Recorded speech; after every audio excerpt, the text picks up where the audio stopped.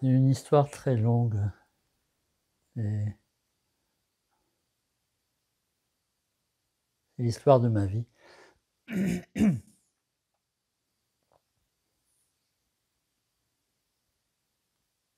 Assez tôt, quand, heu, quand j'ai commencé à étudier, assez tôt, des amis m'ont demandé de leur apprendre, ce qu'on appelle de façon générale le yoga. Et je me sentais absolument pas, digne de transmettre, hein, ce que j'avais reçu, ce que je pratiquais essentiellement. Et puis à force d'insistance, j'ai commencé et à ma grande surprise, venaient beaucoup dans la majorité des personnes qui venaient étaient des gens qui avaient, soit beaucoup de pratique, soit qui étaient déjà des enseignants du yoga. J'étais très étonné de ça. Et puis il en venait de plus en plus,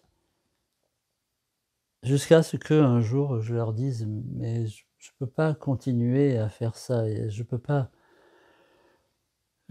consacrer des heures et des heures, parce que les les cours étaient sur donation et beaucoup de gens étaient très pauvres ou modestes et je devais, faire des petits travaux quoi, manuels souvent. Et finalement ces gens, ces élèves m'ont dit: «Mais nous on est très gênés que ce soit, sur donation, ce serait plus simple s'il y avait une somme fixe». Alors ensemble on a fixé une somme et puis ça a commencé à prendre un peu plus de place dans ma vie et ça a duré longtemps, plusieurs décennies et c'était essentiellement, enseigner des exercices, des pratiques comme on dit ici.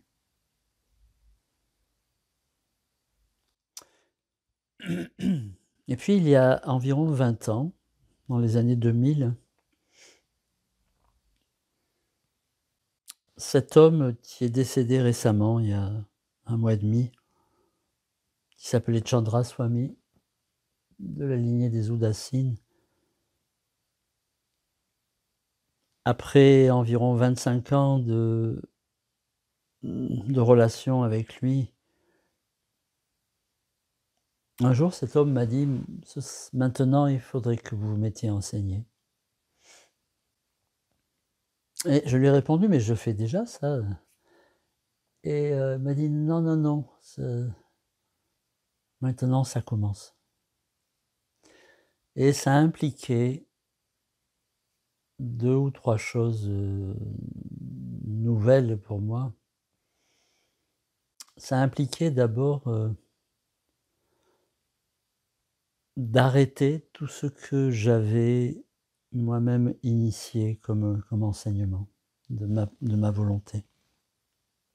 Parce que ça signifiait à partir de maintenant, dans son langage à lui, c'est Dieu qui va s'occuper de l'enseignement.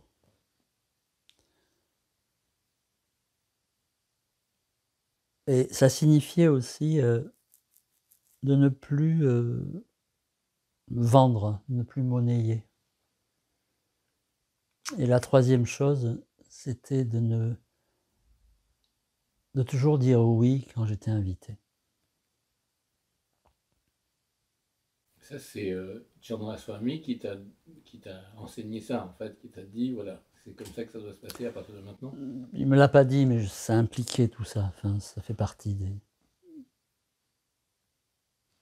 ça fait partie de la façon dont ça se fait traditionnellement.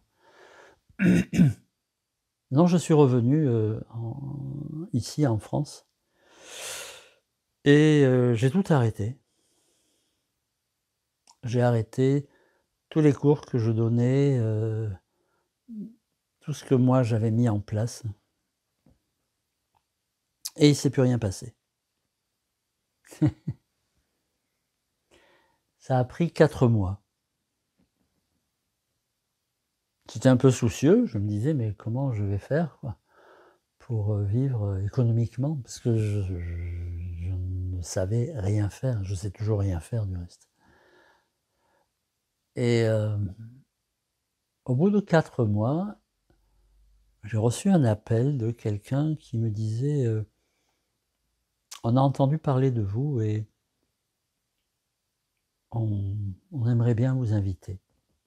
Ah, j'étais très surpris en disant: «Vous avez entendu parler de moi? Mais comment? D'où?» enfin et je me suis retrouvé, face à un grand nombre de personnes tout à coup. Il y avait entre 40 et 50 personnes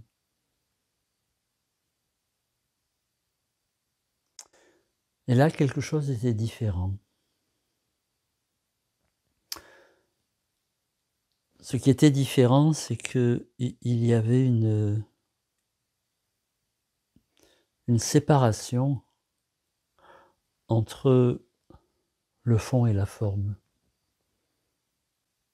La forme, c'est ce qu'ici on appelle les pratiques et le fond, ça a à voir avec la transmission d'une énergie et puis,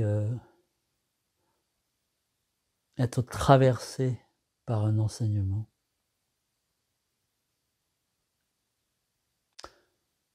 Je m'en suis pas aperçu immédiatement parce que j'avais vraiment l'habitude d'enseigner des exercices et puis je n'osais pas trop, on pourrait dire, lâcher prise au ressenti qui me traversait et le moyen qui est apparu a été, d'enseigner les yeux fermés. Non, de ne plus du tout regarder si les élèves, faisaient les exercices.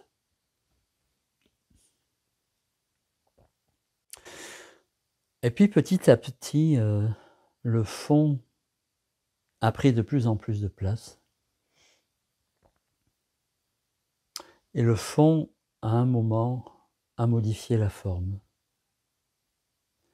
et s'est développé une forme d'enseignement avec toujours des exercices, mais qui sont comme, imprégnés du fond, imprégnés d'une énergie et tout ça a pris du temps jusqu'à ce que le fond soit prioritaire, prenne beaucoup plus de place. Aujourd'hui, si j'osais, je n'enseignerais plus du tout les formes, plus du tout d'exercice. Et d'ailleurs, aujourd'hui, quand tu formes un enseignant, est-ce que tu essaies en priorité de lui transmettre ce fond, ou est-ce que tu dois faire quand même, tu dois avoir recours principalement à la forme pour que l'étudiant puisse comprendre? Alors évidemment, quand on dit former des futurs enseignants, les enseignants vont transmettre des formes, des exercices. Sinon, là, ça va se perdre, hein, ça n'intéressera pas grand monde. Mais le fond imprègne tellement la forme que la grande majorité des étudiants, des élèves, comprennent que c'est de ça dont il s'agit, que le fond est bien plus important. Et la grande, surprise, c'est que ça transforme leur vie. Et ça s'est fait lentement aussi, mais il m'est arrivé quelquefois de demander à des élèves, ça m'arrive encore, comment ils vivent tout ça, comment ils vivent l'enseignement, comment ils s'en sortent dans les pratiques, parce qu'il y en a. Et je suis toujours, encore aujourd'hui, très, très, très, très étonné quand les réponses sont mais ça a changé ma vie, ma relation au monde, ma relation aux gens, ma relation au sacré, ma relation au yoga en général, s'est complètement modifiée. Comment tu pourrais décrire ce fond? Alors là aussi, il y a eu une sorte de progression. Je crois que j'en ai déjà parlé, ici. Il y a eu un jour un événement curieux où j'avais été invité, à France Inter pour, des interviews. Et j'étais accompagné d'une amie qui est chanteuse, parce que j'avais demandé à ce qu'on ne fasse pas des coupures en mettant des musiques, qui avaient rien à voir avec l'enseignement. Et donc elle était venue avec moi, on se connaissait assez bien. Donc ils avaient fait des enregistrements de cette femme. Et donc au cours de l'émission, tout à coup, j'ai changé de voix, de tonalité, et puis je me suis mis à dire des choses qui m'étonnaient moi-même. L'enregistrement a eu lieu, on a quitté la maison de la radio à Paris, on a pris un taxi pour repartir, et je demandais à cette amie, je lui dis, c'est passé quelque chose d'étrange. Elle m'a dit, oui, je m'en suis aperçu.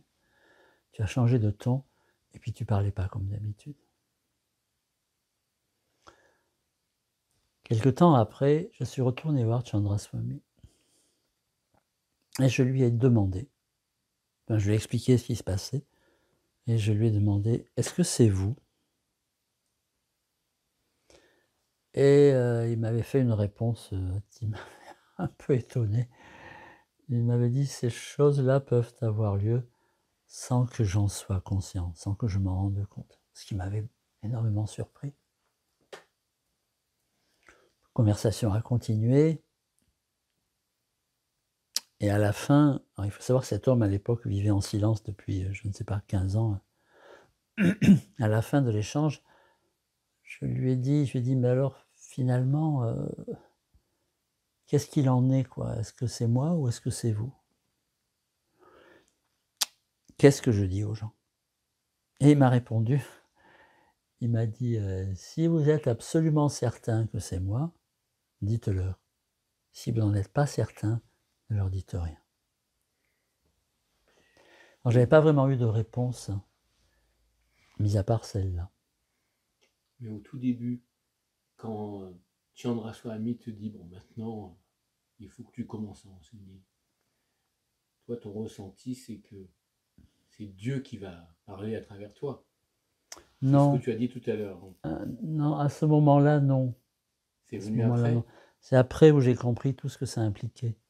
Et justement, est-ce que tu arrives à décrire ce que ça implique et où est le divin, où est Oui, le... oui, oui, oui. Mais c'est là où j'y viens lentement. Mais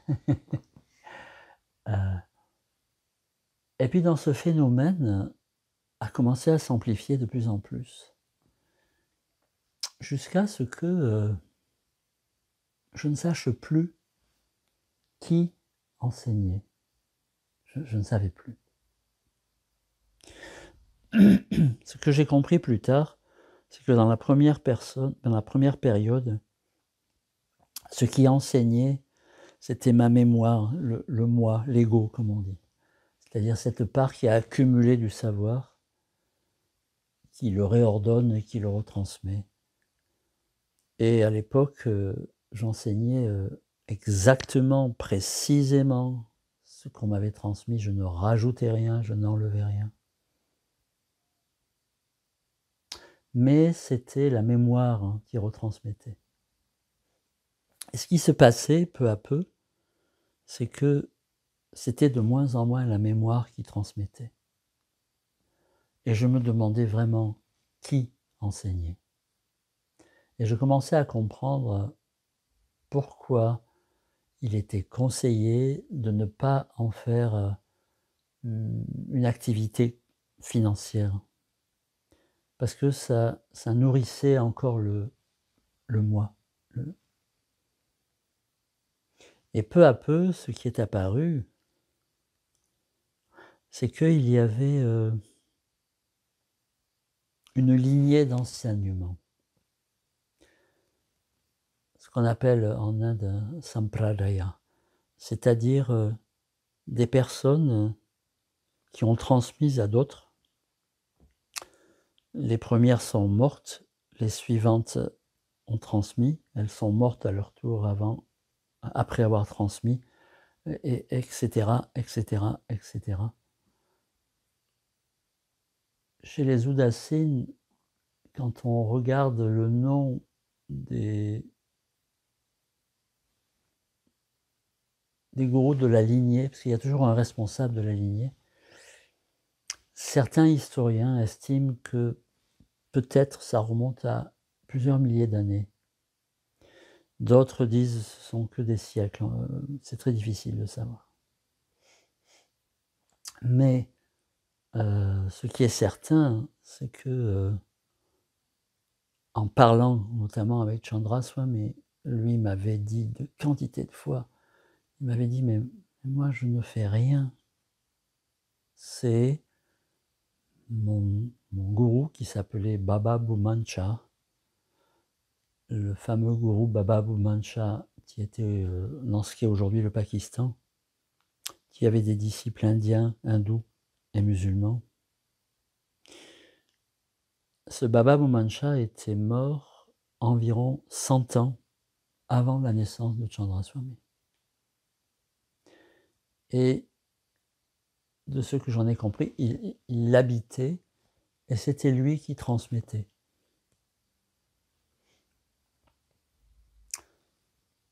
Et dans un échange, je me souviens encore, avec Chandra Swami, j'avais cette question, mais c'est quoi? C'est quoi? C'est qui? C'est quoi qui enseigne? Et lui me disait, mais arrêtez de questionner ça, juste faites confiance, quoi. Dans la confiance, il y a un danger, qui est que on peut confondre un phénomène avec un autre, parce que le moi est très très malin et il s'approprie très vite, mais de façon très subtile, et on peut s'imaginer que quelque chose a lieu alors que ça n'est pas le cas. J'ai une question par rapport à cette lignée. Quand tu demandes à Chandra Swami, mais d'où ça vient? Chandra Swami, lui, va dire, moi, je fais rien, et il va te citer un prédécesseur dans cette lignée, qui était mort avant la naissance de Chandra Swami. Et lui-même, ce prédécesseur, probablement, il a été aussi un intermédiaire d'une lignée plus longue.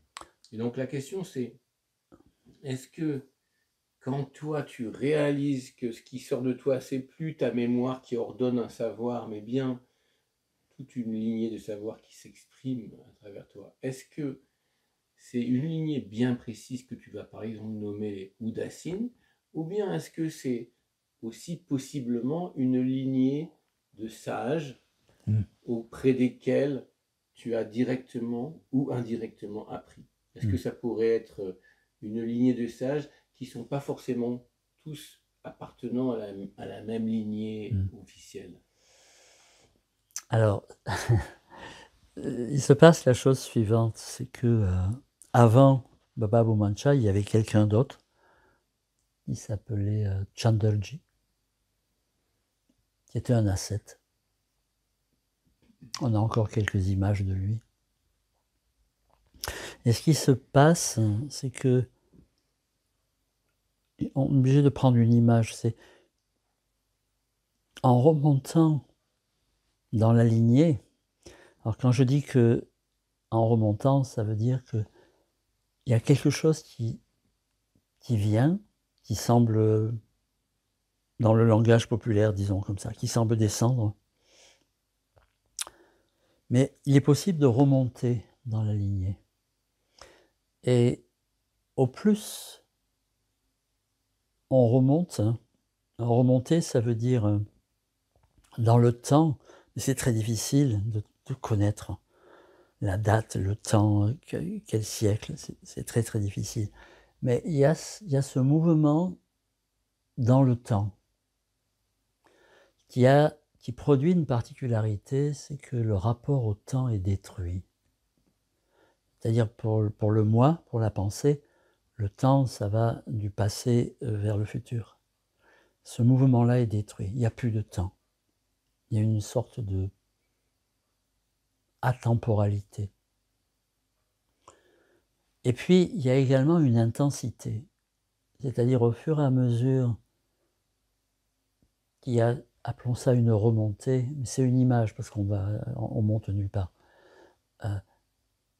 L'intensité de la transmission grandit.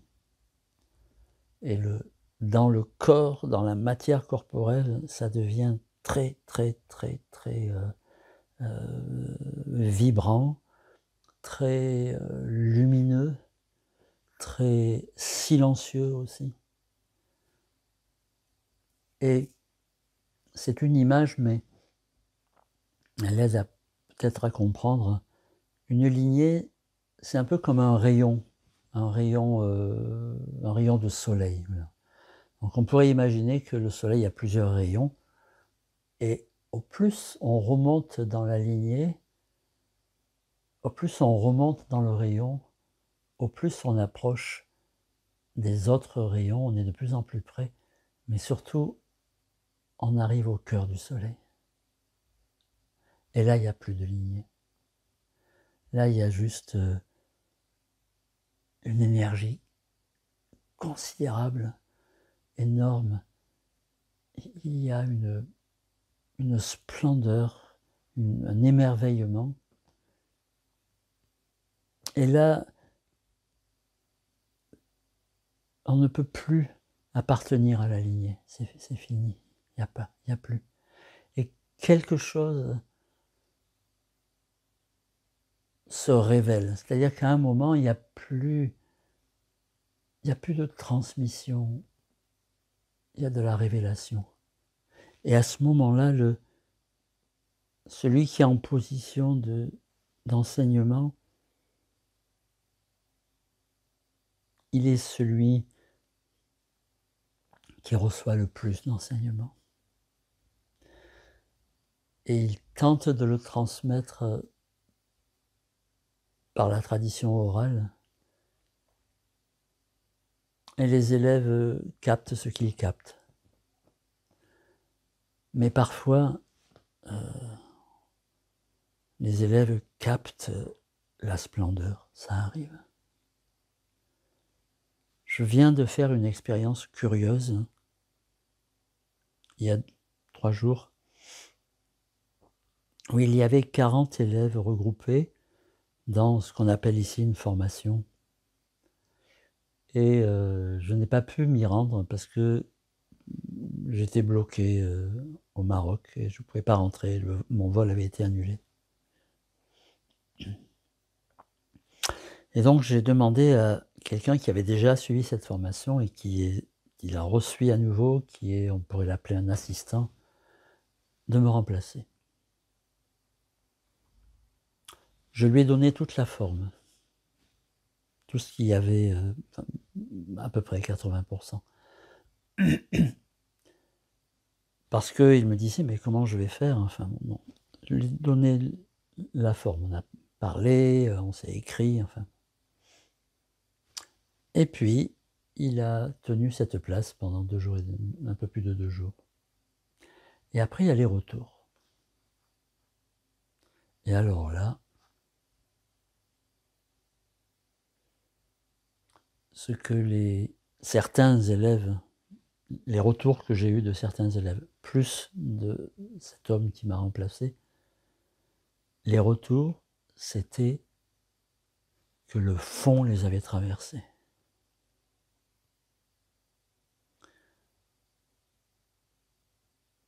c'était que...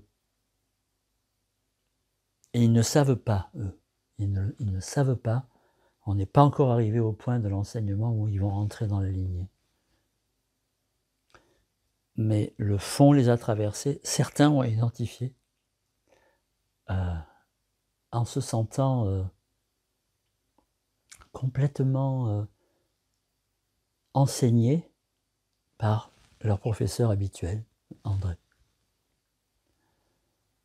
Et en reparlant avec l'élève là qui m'a remplacé hier, c'était extraordinaire, quoi. Ça veut dire que il y a quelque chose qui transmet et qui n'a pas besoin de l'enseignant.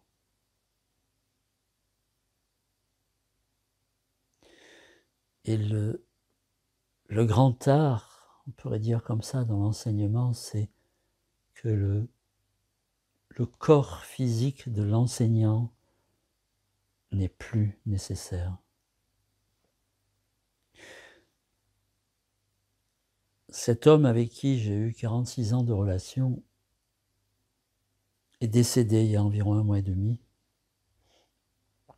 Je suis allé retrouver les disciples très proches, les gens qui vivaient avec lui, certains depuis longtemps.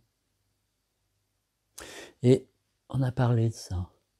On a parlé de qu'est-ce qui se passe quand l'instructeur, le gourou, comme ils disent en Inde, s'éteint lorsqu'il quitte son corps.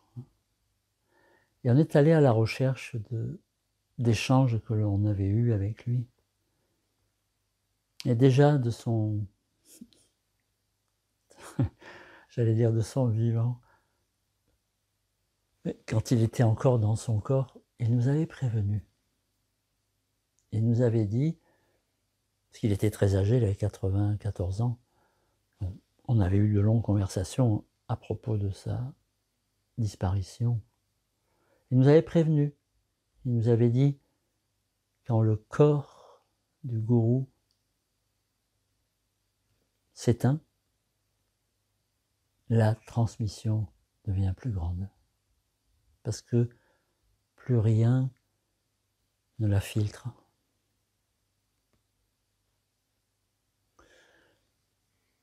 Est-ce que tu pourrais considérer que quand tu nommes un de tes assistants pour te remplacer, c'est ton enseignement qui continue en tant que gourou, en tout cas en tant qu'enseignant? Oui, oui. Oui, oui. Et est-ce que tu fais la différence entre cet enseignement qui te traverse pendant que tu es en train d'enseigner et ta vie quotidienne? Est-ce qu'il y a une continuation ou est-ce qu'il y a des moments où tu es traversé par cette lignée, par ce savoir, et d'autres moments où il y a autre chose? Oui, oui. Alors, là encore, il faut différencier la forme du fond. Depuis déjà longtemps, quand je me retrouve dans cette situation d'enseignement, avant d'enseigner, je demande la permission. Jusqu'à présent, on me l'a toujours donnée.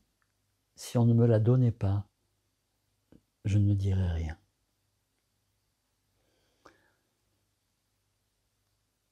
Ça, c'est le fond. La forme a été modifiée parce que l'enseignement, c'est essentiellement le fond et il passe par une forme qui est acceptable pour la région, la culture et le temps et la période. Par exemple, je me suis retrouvé à enseigner dans des pays musulmans, c'est une autre culture, c'est pas du tout la même chose. Ou en Inde, c'est différent. Ou en Europe, c'est différent. Mais le fond est toujours là. À côté de ça, il y a, en dehors de la situation d'enseignement, ma vie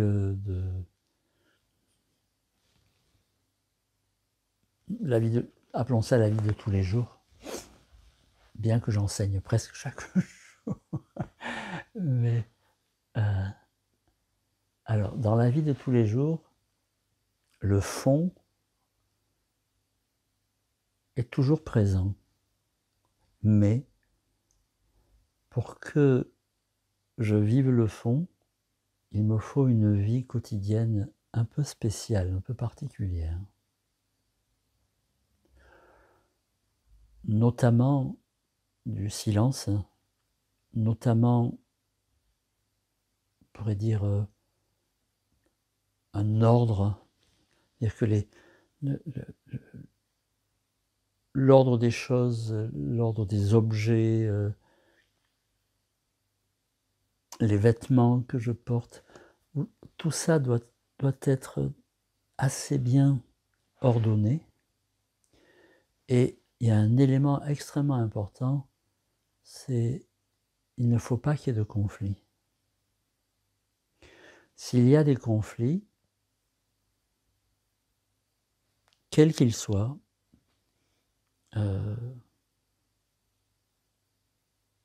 physiques, des tensions physiques, ou bien des désaccords psychologiques, ou des désaccords affectifs, alors ça se retire. Le fond disparaît. Et comment tu réagis quand le fond disparaît, si c'est arrivé? J'en suis très malheureux et très nostalgique, tout le temps. Et je tente de remettre de l'ordre dans ce qui a créé du désordre. Et parfois, je n'y arrive pas, ça ne marche pas. Quand tu dis de remettre de l'ordre, je comprends remettre de la forme.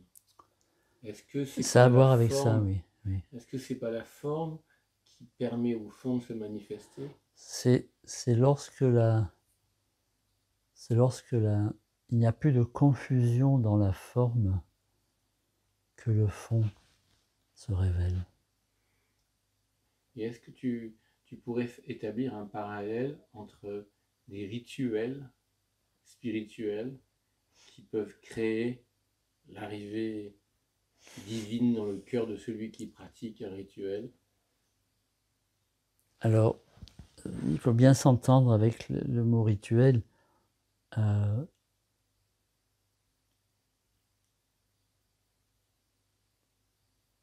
Il ne faut pas que ce soit relié à une religion, mais il faut que ce soit religieux.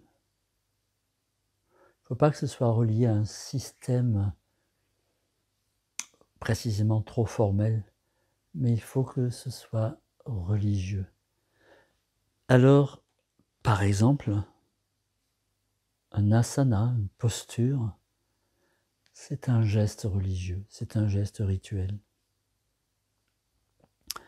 Si on l'enferme dans une activité musculaire ou des tendons, enfin, ça n'est plus du religieux. Religieux au sens littéral, c'est-à-dire ce qui relie. Ce qui relie avec le fond. Oui. Avec. Est-ce que tu considères ta vie comme religieuse? Oui. Et est-ce que cet enseignement est religieux? Oui. Mais il n'a rien à voir avec aucune religion. Ni une religion qui serait tienne et simplement tienne? Non. Parce que quand tu ordonnes ta vie en choisissant certains vêtements, en instaurant certains silences à tel moment, il n'y a que toi qui peux faire ça. Personne d'autre ne le fait en même temps que toi, et tu vas demander à personne de faire la même chose. C'est vraiment, si tout ça c'est un acte religieux, est-ce que tu serais pas, ou tu n'aurais pas commencé à créer une religion qui t'est propre, la religion d'André, qui est pratiquée par André exclusivement, et dont personne vraiment ne connaît les rituels, en précision, est-ce que tu serais... Je comprends. Non, parce que ça n'est pas un système. Hein, ce que j'appelle une religion, c'est un système qui est organisé. Là, c'est comme de la pure liberté qui se manifeste, qui se révèle, qui s'exprime. Ce qui fait que si j'ai par exemple un rendez-vous dans une administration, eh bien je porte des vêtements qui s'accordent avec ce type d'activité. Et j'ai un langage qui s'accorde avec ce type d'activité. Parce que le point, vraiment le point essentiel, c'est pas de conflit, pas de contradiction, pas de friction. Et évidemment, je ne maîtrise rien de tout ça, parce que parfois, un conflit surgit. Et la difficulté, c'est de rester fidèle au sacré, quoi. De rester fidèle au divin. Dans tous les autres domaines, il n'y a que de l'infidélité, un jour ou l'autre. Et c'est ça qui est très difficile dans le quotidien, de ne pas oublier de pas s'éloigner du sacré. Et dans le mode de vie que l'on a ici, il est entièrement organisé pour s'en éloigner. Je crois que la raison pour laquelle, je ne crois pas, c'est une évidence, la raison pour laquelle certaines personnes se retirent de la vie sociale, soit en étant un achorète ou ascète solitaire, ou bien en groupe, en communauté, c'est un des points très importants, c'est de ne plus prendre le risque de se compromettre dans la médiocrité du monde, ou en tout cas de réduire ce risque-là. Je reprends le thème de l'enseignement, André. Est-ce que tu considères que tu peux transmettre cet enseignement à tous, ou bien uniquement à certaines personnes qui en sont à telle étape de leur vie, qui sont prêtes à recevoir cet enseignement?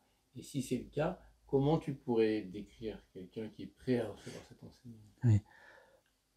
Je ne pense pas que ça s'adresse à tout le monde.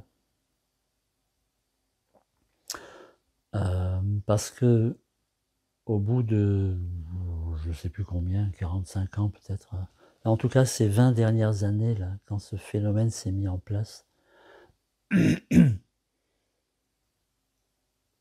déjà avant, il y avait, comment appeler ça, des gens qui s'en allaient, qui avaient l'impression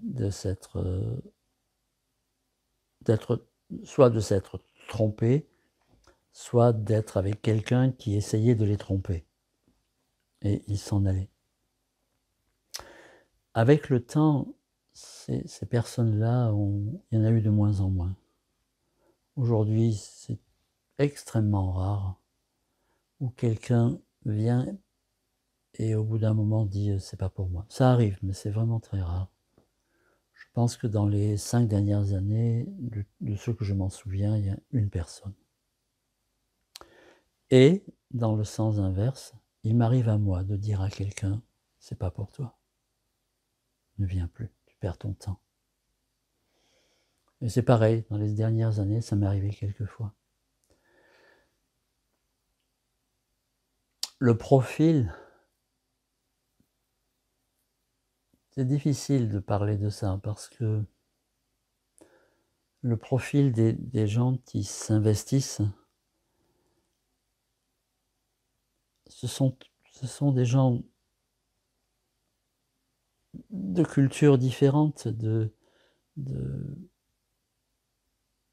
passés différents, mais il y a un point commun. C'est un rapport d'amour que je ne cherche jamais à déclencher. Jamais. Ça, c'est une grande surprise pour moi. C'est que la relation des élèves entre eux, c'est une relation au moins d'affection. Mais beaucoup, au bout d'un moment, parlent d'amour. Ça, c'est un point commun. Mais il n'y a pas de point commun de leur temps de pratique, de leur niveau de savoir, de leur niveau de connaissance. Chacun est différent dans ce domaine. Et la substance de ce que tu enseignes, on a vu au cours de cet entretien que si ça pouvait être synthétisé en un mot, ce serait, on l'a appelé le fond. Ça pourrait être la lumière du soleil divin, en quelque sorte.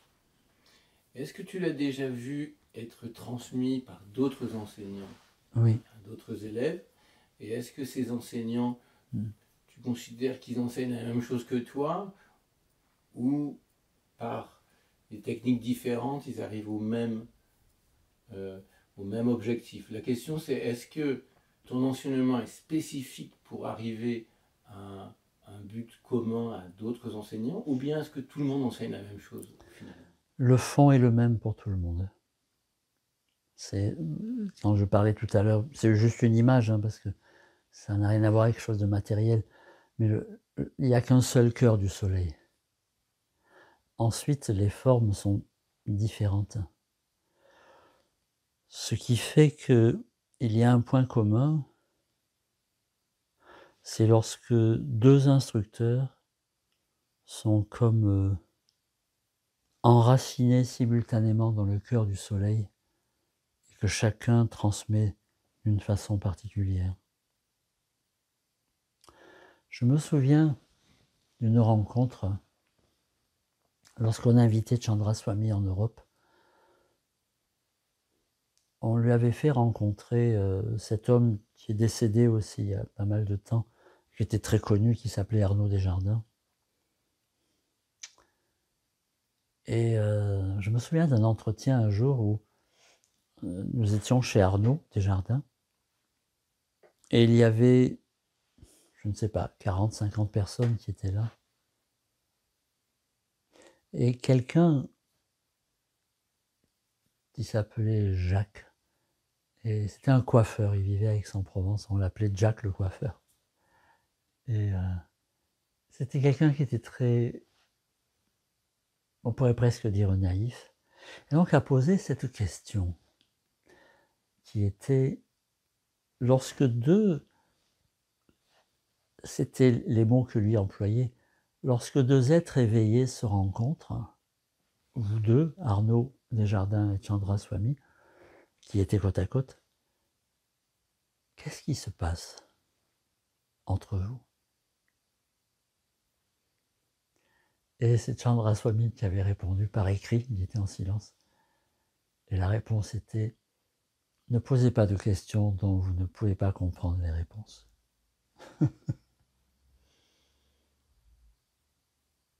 Et il y a un seuil où à la transmission orale, même si elle est merveilleuse, elle n'est plus possible. Il y a des choses qu'on ne peut pas dire. Pas parce que c'est un secret, pas parce que c'est caché, pas parce qu'on veut se le garder, mais juste parce que l'oralité ne permet pas de dire.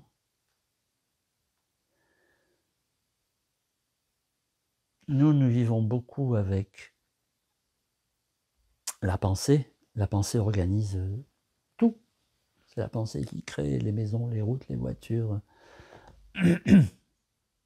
Aujourd'hui, la pensée peut créer des enfants. Les couples se demandent, se posent la question, est-ce qu'on fait un enfant ou pas?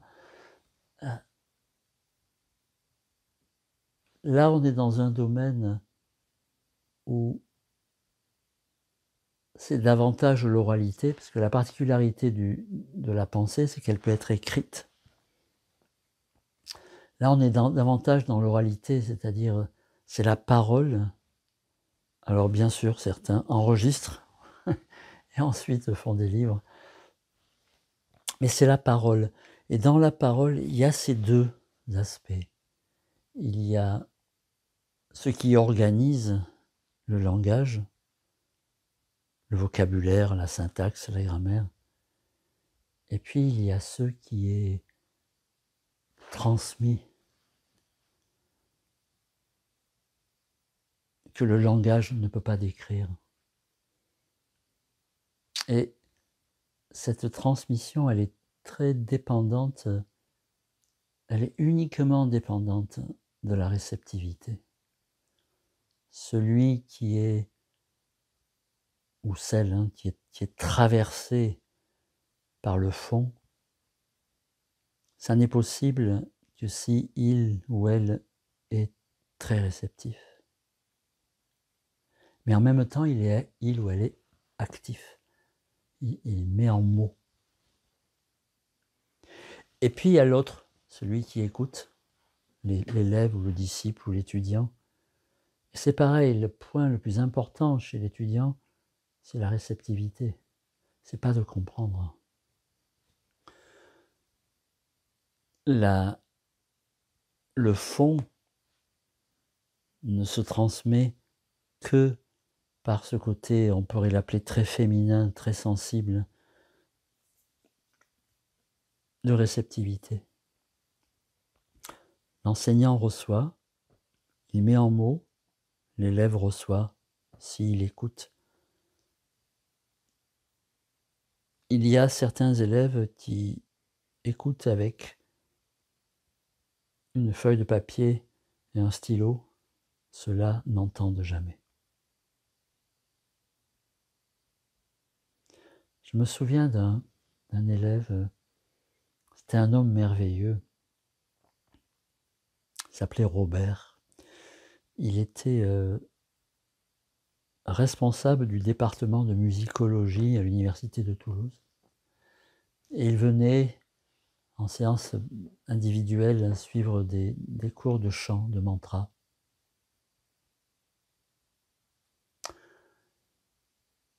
Ça se passait dans un tout petit appartement, un petit studio qui faisait faire peut-être 15 ou 20 mètres carrés.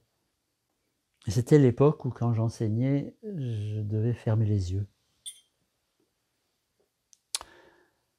Et je ne sais pas, à la deuxième ou troisième séance, j'ai ouvert les yeux et j'ai vu qu'il avait un cahier de portée musicale et qu'il notait les chants, les sonorités. Et je lui avais dit, mais non, quoi, il faut pas faire ça. Mais il me dit, mais si je fais pas ça, je sais pas, je ne sais pas répondre. Je n'arrive pas à chanter, j'ai besoin de ce support-là. Et c'est pas la bonne méthode. C'est vraiment d'être réceptif, d'être sensible, d'être, enfin, je dis parfois comme ça, d'être féminin. L'instructeur est sensible, quelque chose lui rend visite. Il devient acteur en le mettant en mots, mais il transmet ce qui lui rend visite, ça ne lui appartient pas. Et l'élève, s'il est lui aussi en état de réceptivité, il perçoit ce qui traverse l'instructeur. C'est très étonnant parce que je vois ce qui se passe depuis des années maintenant. Je demande aux élèves de ne pas prendre de notes, juste d'être attentif, quoi. Mais ensuite, quand la séance est finie, alors ils prennent des notes. Et beaucoup ne se souviennent pas. Ils ont des vides. Et parfois, ils me disent, mais qu'est-ce qu'on a fait? Qu'est-ce qui se passe? Et ça, j'ai mis beaucoup de temps à réaliser que c'est parce que ce fond qui traverse met la pensée en silence. Il n'y a pas de mémoire. Et pourquoi ne pas transmettre en silence? Ça arrive, c'est ce qui vient de se passer là.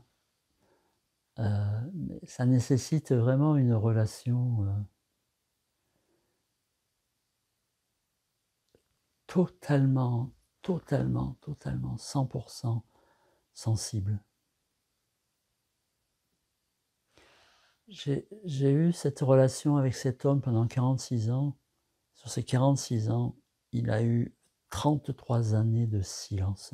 Il ne parlait plus, mais il écrivait.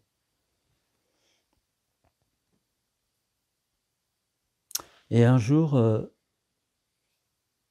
dans un échange où je lui ai posé une question, il m'a dit « Les vrais disciples n'ont pas de questions ». Et à partir de là, je ne lui ai plus jamais rien demandé. Et tout en ne lui demandant rien, et lui vivant en silence, je recevais beaucoup de réponses. C'est très mystérieux ce phénomène. Il ne faut pas en faire une montagne en disant que ce sont des élucubrations d'allumés. Ça existe vraiment, quoi. Et par rapport à ce don d'enseigner, puisque certaines personnes reçoivent ce fond, mais ils ne vont pas forcément l'enseigner.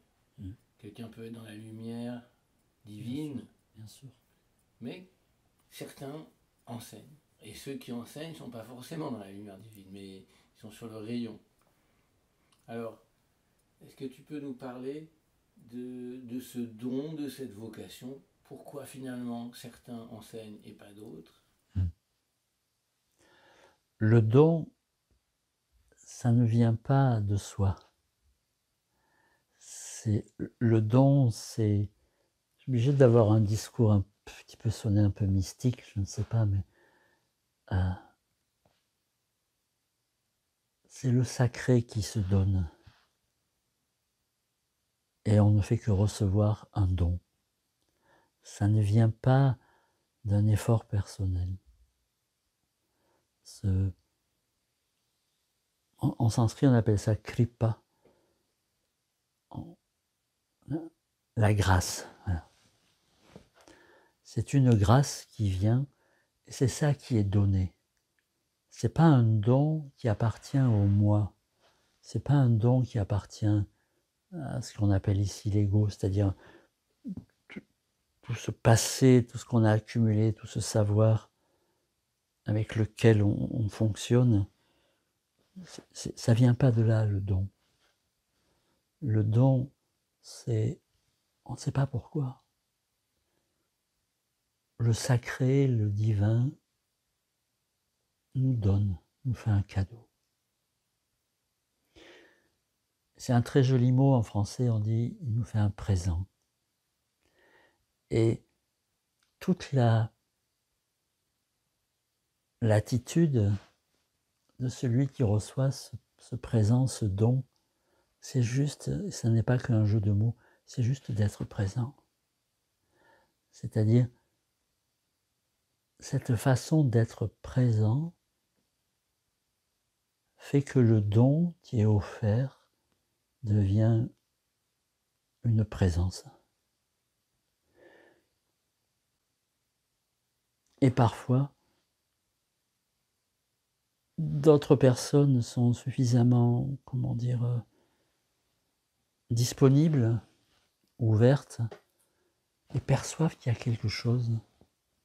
sans comprendre ce qu'est cette chose. Mais personne ne sait ce qu'est cette chose. C'est le mystère des mystères.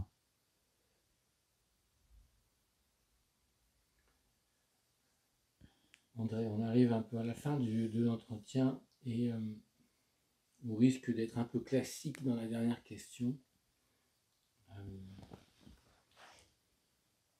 Qu'est-ce que tu pourrais conseiller, ou en tout cas, qu'est-ce que tu pourrais transmettre aux enseignants qui vont arriver, à ceux qui sont déjà là ou depuis peu et ceux qui vont arriver? La nature de l'enseignement, bon, évidemment, on ne va pas parler d'enseigner dans sa globalité tout savoir de l'ego, hein, mais on va se concentrer sur cet enseignement spirituel. Qu'est-ce que tu as à dire à ces enseignants qui viennent d'arriver ou qui vont arriver plus tard, après toi? De leur dire d'étudier constamment, d'être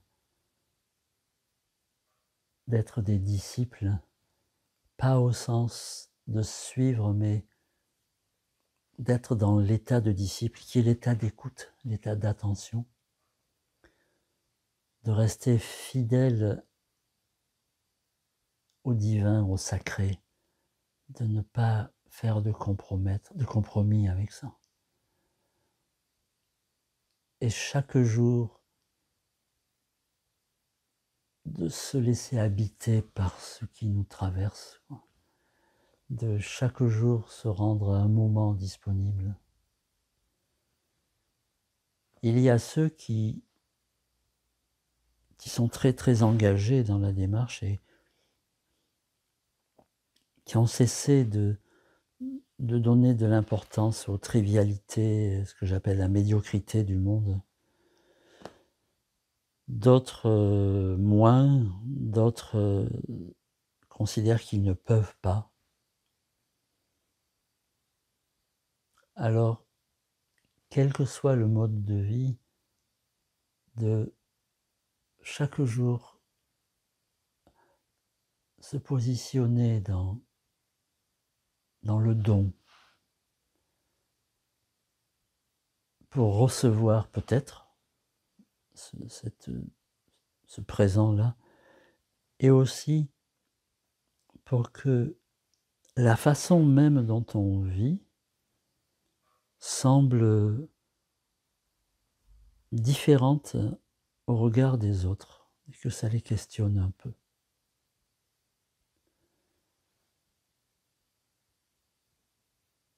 J'ai ce souci depuis ces 20 dernières années. J'ai ce souci que la forme que j'ai structurée avec le temps se poursuive lorsque j'arrêterai ou lorsque je mourrai. Parce que c'est développer une forme qui semble bien s'inscrire dans le temps d'aujourd'hui et dans l'espace d'aujourd'hui. Encore une fois, les élèves qui sont en Chine, les élèves qui sont en Inde, les élèves qui sont dans les pays musulmans n'ont pas reçu le même enseignement. C'est pas exactement pareil. La forme n'est pas la même. Mais le fond est le même. Et le conseil, si on peut dire comme ça, j'ai essayé de faire ça, c'est que tous ces gens communiquent entre eux, ne s'isolent pas chacun dans son coin pour essayer de transmettre. Ça, c'est un autre aspect, on appelle ça en sanskrit la sangha, le groupe. On pourrait dire une famille spirituelle. Mais ça n'est pas quelque chose que je maîtrise. Ça, c'est très, très dépendant de chacun. Et ça aussi, c'est très important, d'être en lien les uns avec les autres, parce qu'on a besoin de soutien. Et d'être suffisamment attentif pour chaque jour rentrer dans ce don, soit celui qu'on reçoit, soit celui que l'on fait.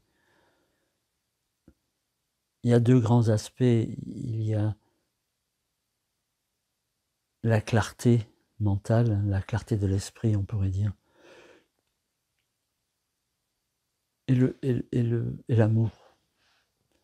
Il faut vraiment que les deux soient là. Alors, à ce moment-là, on peut agir. Sinon, l'action sera toujours entre les mains du moi qui veut atteindre quelque chose. Et donc, c'est ça, la clé, c'est ça, c'est l'amour pour le sacré, l'amour pour les hommes et les femmes, et puis la clarté d'esprit, de ne jamais, jamais, jamais, jamais accepter de nourrir de la confusion.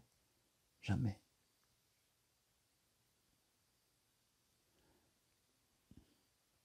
D'être un disciple.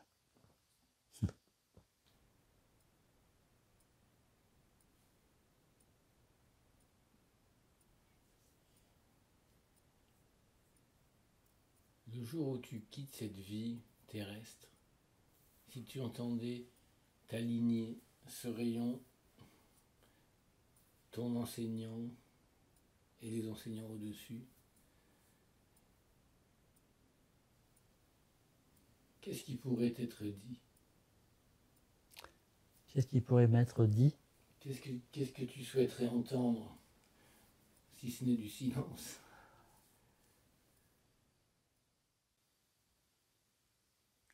On rentre dans des choses très intimes.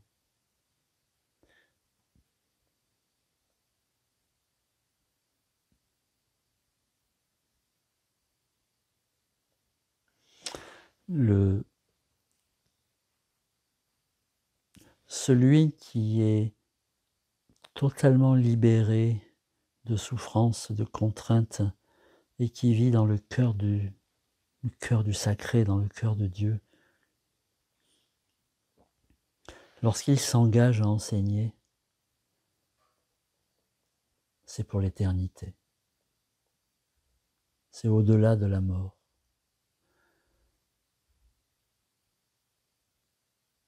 C'est-à-dire, quand le disciple meurt,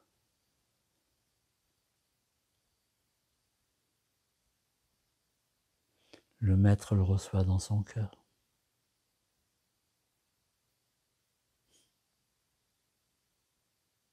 Sans corps. Le cœur du maître, hein, c'est la splendeur de la lignée. Et la splendeur de la lignée, c'est le cœur du soleil. Tout ça, c'est la même chose. Le point vraiment important, c'est quand le moment de la mort arrive, de s'en souvenir. De se souvenir que l'instructeur nous a dit, c'est pour l'éternité.